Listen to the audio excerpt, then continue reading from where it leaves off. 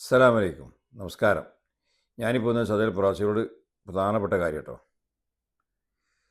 Saudi അറേബ്യയിൽ ജോലി ചെയ്യുന്ന ഒരുപാട് വ്യക്തികളുണ്ട്, ഞാനടക്കം.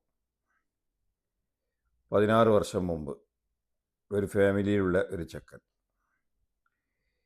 പിന്നെ അന്ന് അവന് 16 വയസ്സാണ്. അന്നെന്തോ കൂട്ടുകാരുമായിട്ട് എന്തോ അടി ഉണ്ടാക്കിയതാണ്.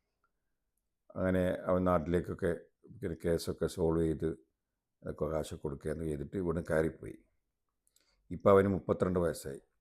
വേറെ വിസയ്ക്ക് തിരിച്ചു വന്നു.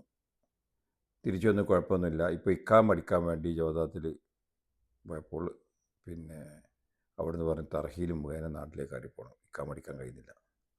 കാരണം അവൻ്റെ കേസ് പോയിട്ടില്ല. പക്ഷെ ഞാൻ പിന്നെ അടി ഉണ്ടാക്കിയ മറ്റ് ക്രിമിനൽ കേസൊക്കെ ആയിക്കഴിഞ്ഞാൽ നമ്മൾ ആരുമായിട്ട് നമ്മൾ പ്രശ്നം ഉണ്ടായെന്ന് വെച്ചാൽ അവരുമായിട്ട് സോൾവ് ഒക്കെ ആവും.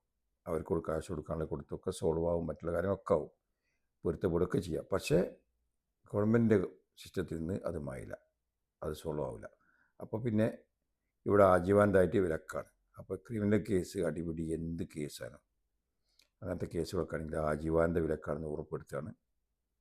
ഇവിടെ വന്നിട്ട് എന്തെങ്കിലും പ്രശ്നത്തിൽ അടിപിടിയോ മറ്റോ കേസൊക്കെ ആയിക്കഴിഞ്ഞാൽ, അല്ലെങ്കിൽ മറ്റുള്ള നിരോധിക്കപ്പെട്ട സാധനങ്ങളോ മറ്റോ ഉപയോഗിക്കുകയോ ഒക്കെ ചെയ്തു കഴിഞ്ഞാൽ നമുക്ക് ആജീവാനത വിലക്കാണ്, പ്രത്യേകം ഉറപ്പിക്കുകയാണ്.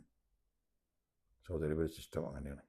ഇവിടെ നിന്ന് ക്രിമിനൽ കേസോ മറ്റ് കേസൊക്കെ ആയിക്കഴിഞ്ഞാൽ നിങ്ങൾക്ക് ഒരു കാലത്ത് ഇവിടെ തുടരാൻ അവകാശമില്ല, ആജീവാനത വിലക്കാണെന്നുള്ളത് പ്രത്യേകം ഓർമ്മിക്കുകയാണ്.